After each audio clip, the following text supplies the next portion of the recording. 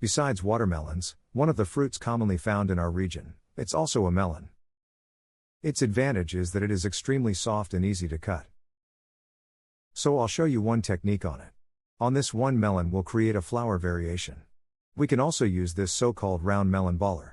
And it will serve to make the center of the flower. Here it is, we'll use this later, stick a toothpick in it, and place it here. And now we'll do a light floral arrangement around this ball.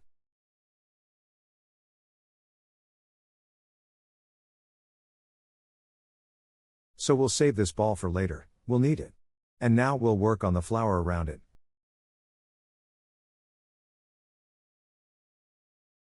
We cut it the same way as a watermelon, so a slanted cut, so it reminds us of a flower petal.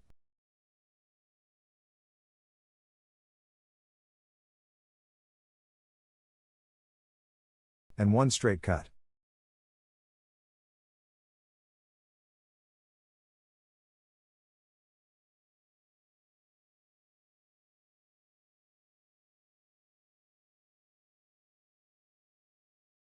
Now we go around, making a flower, or we can make 2, 3, 5 flowers, however many we want.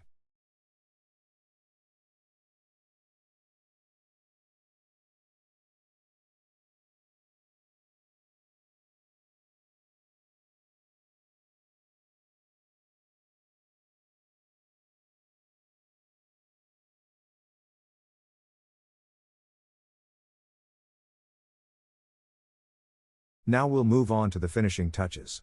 You see, here we have these 3 flowers.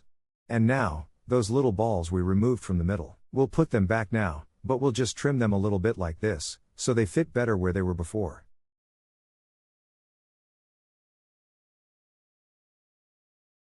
And now we'll place them, but to keep them in place, we can use a toothpick, but avoid using too many toothpicks, because it can happen that guests take a piece of fruit from the table, and take it away to cut for themselves, so there shouldn't be too many toothpicks, or wooden skewers inside, so guests won't accidentally get hurt. And now we'll add to these 2 flowers. So, this is necessary just to keep the melon ball in place. See how much nicer it looks now. And here's the third one.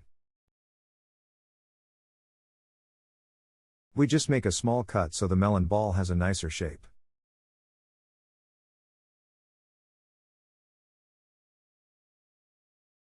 There, one of the variations is finished, but to further highlight this, I'll just gently circle around this flower like this.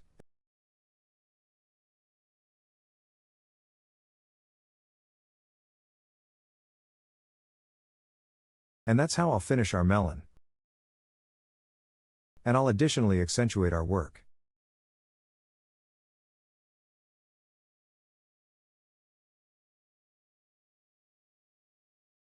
Now slowly separate it. If something wasn't cut cleanly, just make one more small cut.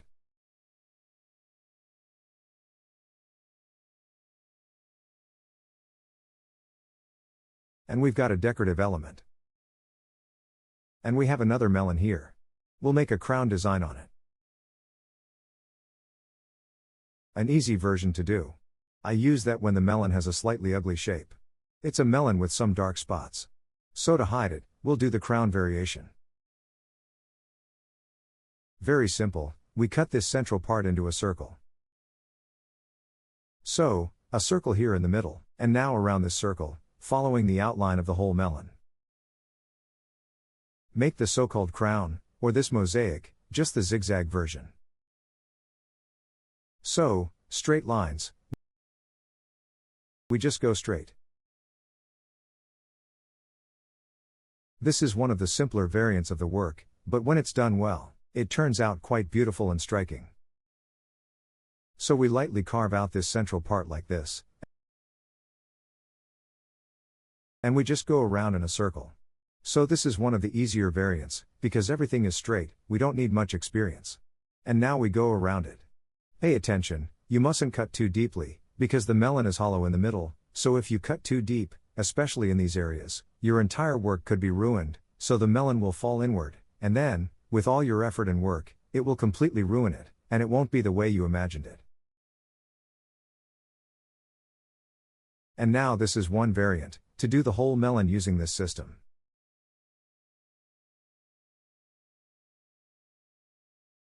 You can also add some other shapes onto this work, some floral ones, some waves, but I'll now make a full zigzag version, so that you can understand more easily and make it yourself. This is one of the easiest versions of the design, for you to try carving on your own. So, when you remove this part, when you remove part of the fruit, then you insert the knife diagonally, so that you can remove it more easily.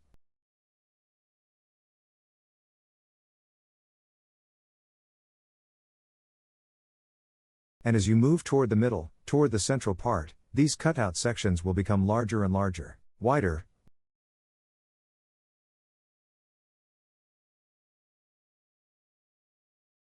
Once we've gone all the way around. Now we go again. We make this petal, we follow the line, and thus complete a circle around the melon. We remove the center again and the entire melon. Now we do it that way. Here you see what I was talking about, one of the simplest tasks, but it's extremely effective. So, the crown from the smallest. We move to the larger one. See? And we'll do the whole melon like that, and we'll place it like this now. Here, we've roughly arranged a small example of a fruit decoration, a fruit table. Now we'll make a few more quick decorative elements from an orange. Here, take a look, and then we'll finish it. A thinner blade, and a longer, and we go almost all the way to the end. We'll make something like a crown. So, again a zigzag pattern. And feel free to go almost all the way to the end, so the blade of the knife almost hits the opposite side.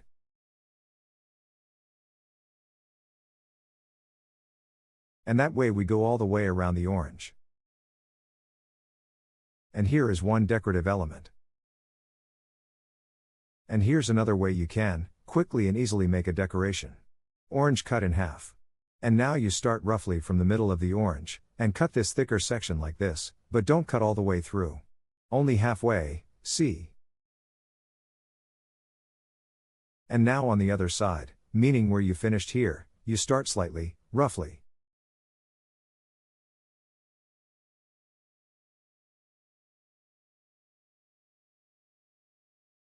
We've got another decorative element. And with that we'll decorate our fruit table.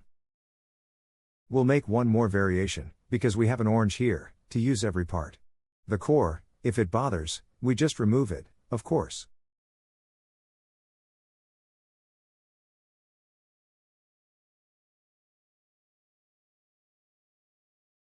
The skill of fruit and vegetable carving is used most often when we prepare banquets, for celebrations, parties, christenings, weddings, and hotel ballrooms. So when it needs to be extravagant, beautiful, and lavish, and therefore very decorative and appetizing, now we'll add these two oranges here like this, just a little to decorate it a bit more. And to show you a variant of our mini decorative fruit table.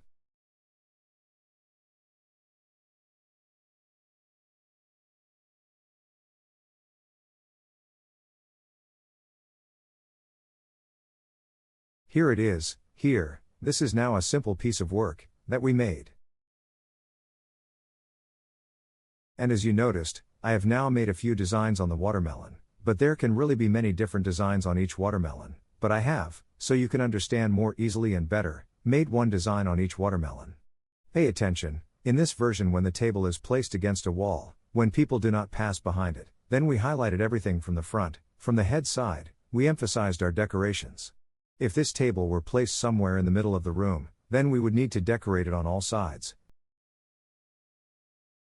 Meaning there should be decorative elements on both the near and far sides, and on the third side of the watermelon, so from all sides, it will be a decorative element as guests walk around the table, so that it's decorated on all sides.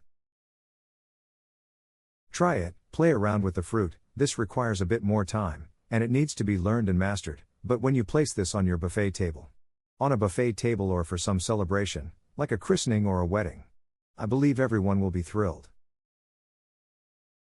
Enjoy!